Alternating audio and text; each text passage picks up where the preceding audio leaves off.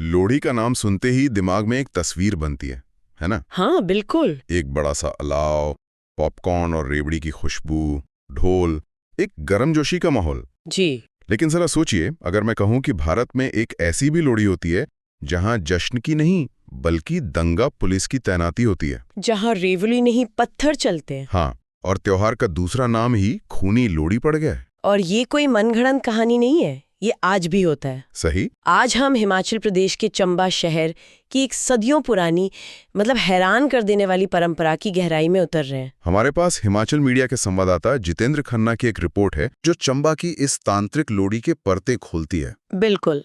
चंबा की उस सर्द और तनाव भरी रात का माहौल समझने की कोशिश करते हैं तो रिपोर्ट हमें सीधे लोहड़ी की रात शहर में, चंबा शहर में ले जाती है। जी। लेकिन यहाँ का माहौल वैसा बिल्कुल नहीं है जैसा हम और आप सोच रहे हैं। नहीं नहीं, जश्न का शोर नहीं है, बल्कि एक अजीब सा तनाव हवा में है। हाँ, रिपोर्ट के शब्द बताते हैं कि शहर के हर नुक्कड़ पर, हर संवेदनशील जगह पर पुलिस का कड़ा पहरा है। ऐसा लगता है जैसे किसी त्योहार की नहीं बल्कि किसी बड़े बंद या प्रदर्शन की तैयारी चल रही हो। बिल्कुल। और पुलिस का सारा ध्यान शहर में फैले 14 मढ़ और मढ़ियों पर है। अच्छा, ये मढ़ क्या है? ये एक तरह के छोटे स्मारक या पूजा स्थल होते हैं जी। जो अलग अलग मोहल्लों या वार्डों की पहचान से जुड़े हैं। और रिपोर्ट से ये भी साफ है कि पुलिस की सबसे बड़ी चुनौती इन्हीं मड़ों पर कब्जे को लेकर होने वाली हिंसक झड़पों को रोकना है। हाँ, और यहीं पर बात उलझ जाती है। ये कोई दो गुटों की कोई आपसी दुश्मनी का मामला नहीं है। नहीं। रिपोर्ट कहती है कि ये हिंसा एक रस्म का हिस्सा है। एक रस्म? हाँ, जिसे नगर परिक्रमा कहा जाता है। ये मारपीट, ये कब्जे की लड़ाई, ये सब पहले से तय है। एग्जैक्टली। यही तो इस लोहड़ी को अनोखा और कह सकते हैं खतरनाक बनाता है। ये अचानक भड़का हुआ गुस्सा नहीं है, ये एक अनुष्ठानिक संघर्ष है, एक रिचुअलाइज्ड कॉन्फ्लिक्ट। और रिपोर्ट का ये कहना कि इन घटनाओं ने खूनी लोहड़ी के प्रतीक को सिद्ध किया, ये बहुत बड़ी बात है। इसका मतलब क्या हुआ? इसका मतलब है कि ये हिंसा अब इस त्योहार की पहचान बन चुकी है। ये कोई एक्सीडेंट नहीं है, ये एक्सपेक्टेड है। अच्छा, पर सवाल ये है कि इसकी शुरुआत कैसे हुई? वही तो, कोई त्योहार मनाने के लिए मारपीट क्यों करेगा? और यहीं पर रिपोर्ट एक ऐसा एंगल सामने लाती है जो इस पूरी कहानी को और भी रहस्यमयी बना देता है। वो क्या है? इसका कनेक्शन भूत प्रेत और तंत्र मंत्र से है। अच्छा, हाँ, और यहीं से इस परंपरा की असली जड़ें दिखनी शुरू होती हैं। कैसे? रिपोर्ट के मुताबिक प्राचीन काल में ये रस्म मढ़ियों पर कब्जे के लिए नहीं बल्कि भूत प्रेतों और बुरी आत्माओं को शांत करने के लिए निभाई जाती थी। एक तांत्रिक अनुष्ठान। हाँ, और इन आत्माओं को शांत करने का तरीका आज के जमाने में सोचकर भी अजीब लगता है। तरीका था बलि द्वारा रक्त बहाव। जी। रिपोर्ट में इन्हीं शब्दों का इस्तेमाल किया गया है। ये सुनकर तो रोंगटे खड़े हो जाते हैं। हम जिस त्योहार को आग और फसल से जोड़ते हैं उसकी बुनियाद में खून बहाने की रस्म थी। हाँ, अब समझ में आया इसे तांत्रिक लोहड़ी क्यों कहते हैं। बिल्कुल। इसका सीधा संबंध तंत्र साधना और उन मान्यताओं से था जहां माना जाता था कि अलौकिक शक्तियों को खुश करने या काबू में करने के लिए खून बहाना जरूरी है। जहां पहले किसी जानवर का खून बहाया जाता था, अब उसकी जगह इंसानों के बीच होने वाले संघर्ष ने ले ली है, जिसमें सिर फूटते हैं और खून बहता है। हाँ, तो प्रतीकात्मक रूप से वो रक्त बहाव की शर्त आज भी पूरी हो रही है। बहुत। लेकिन रिपोर्ट में एक ऐसी जानकारी है जिसने मुझे सच में चौंका दिया। अच्छा। ये इस परंपरा के इतिहास से जुड़ी है और दिखाती है कि इसे समाज में किस हद तक मान्यता मिली हुई थी। क्या बात है। रिपोर्ट बताती है कि रियासत काल में जब चंबा पर राजाओं का शासन था, इस लोहड़ी के दौरान अगर कब्जे की लड़ाई में किसी की जान भी चली जाती थी तो क्या होता था? तो उसे माफ कर दिया जाता था। क्या? माफ? हाँ, और ये माफी कोई पंचायत या समाज नहीं देता था। रिपोर्ट के शब्द हैं, राजा की ओर से एक खून माफ होता था। एक खून माफ? सदियां बीत गई, रियासतें खत्म हो गईं, लेकिन परंपरा कायम है। बिल्कुल।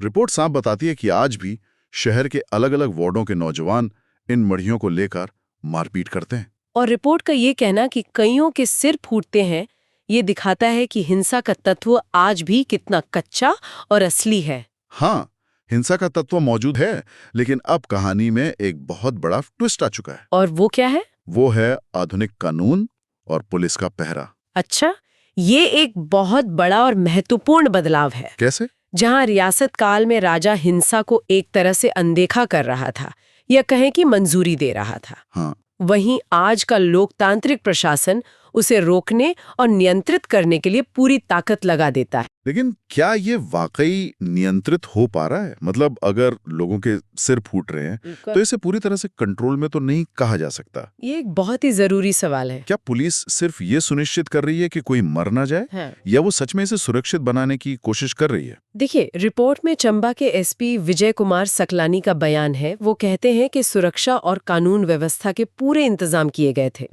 रिपोर्ट ये भी कहती है कि पुलिस की मुस्तैदी के कारण कोई बड़ी घटना नहीं हुई और किसी गुट पर मामला दर्ज करने की नौबत नहीं आई। तो यहाँ एक महीन रेखा है। जी, शायद पुलिस की रणनीति परंपरा को पूरी तरह खत्म करने की नहीं, बल्कि उसके सबसे घातक परिणामों को रोकने की है। मतलब एक तरह का समझौता जी, कि ठीक है, तुम अपनी परंपरा निभाओ, थोड़ा बहुत शक्ति प्रदर्शन करो, लेकिन लक्ष्मण रेखा पार नहीं होनी चाहिए। सही पकड़ा। किसी की जान नहीं जानी चाहिए। बिल्कुल।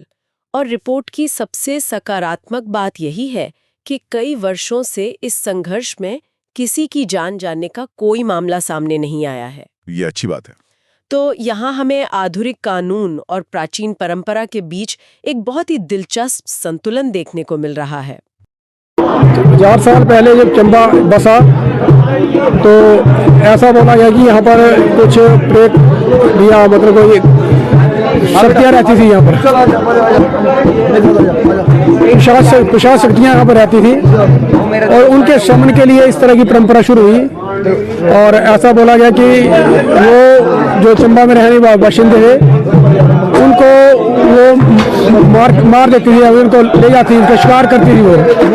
तो उससे शिकार से बचने के लिए प्रोविजन किया गया और बाहर से एक काशी से पंडित को बुलाया गया। वो उन प्रेतात्माओं को कीलता चला गया और 14 चंबा के बल्ले 4 जगह पर उसने उनको कीला और कीलने के पश्चात उसने ये बोला, डिमांड की कि कम से कम एक दिन उन्हें खून चाहिए। तो इस तरह से ये परंपरा शुरू हुई, क्योंकि खून ऐसे तो मिल नहीं सकता था।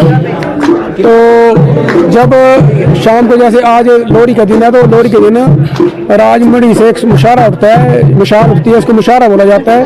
और एक यहाँ जहाँ हम लोग खड़े हैं चौतरा, इसे बरजी मोहल्ला बोले जाते हैं, यहाँ से बजीरा को मुशारा जाता है। दोनों की राजमहल में मिलनी होती है। उसके बाद ये पूरे शहर की परिक्रमा करते हैं। पहले 7 मुशारे चलते थे, लेकिन अब केवल 2 ही मुशारे यहाँ से उठते हैं।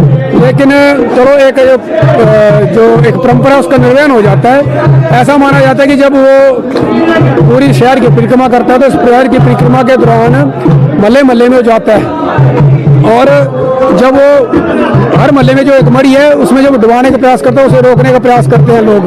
और इसमें छोटी मोटी जो क्लैश होता है उसके में कोई छोटा बहुत खून खान निकल जाए तो इस तरह माना जाता है कि उसको वो चीज़, उस प्रेत को वो चीज़ मिल गई या उस व्यक्ति को वो चीज़ मिल गई। और मुख्य रूप से देखा जाए तो एक मनोरंजन के रूप में भी हम देख सकते हैं कि क्योंकि जिस टाइम में कोई मनोरंजन नहीं होता था तो उस समय ये परंपरा शुरू की गई। महीना भर लोग अलाव के पास बैठते थे, बच्चे घर घर जाके लकड़ी मांगते, इकट्ठे करते, रात को उसको जलाते थे और इस तरह से परंपरा चली रहती थी। और आज भी इस परंपरा का निर्वहन होता है, बड़े जोर शोर से नहीं होता, लेकिन फिर भी परंपरा निर्वहन कुछ ना कुछ युवा लोग करते हैं। और आज अभी थोड़ी देर में राज मुशारा उठा है, अब यहाँ से वजीर मुशारा जाएगा और दोनों के बीच में फिर मिलनी होगी। मिलनी क्या, थोड़ा क्लैश ही हो जाता है वैसे थोड़ा देखा जाए तो, और उसमें कुछ ना कुछ थोड़ा बहुत निकल जाता है, किसी को खून निकल जाता है और ये माना जाता है कि चलो उसको वो प्रेत को चीज़ उसको जो चाहिए थी वो मिल गई और बहाने से एक परंपरा निर्वहन हो जाता है। मुख्यतः इसका सबका उद्देश्य ये है कि जो भी कोई आसुरी शक्ति है, कोई ऐसी कोई नेगेटिव एनर्जी है, वो एनर्जी है उसका शमन हो जाए, उसका खत्म हो जाए। इसलिए पूरे शहर की परिक्रमा जो है अलाव जलाकर की जाती है।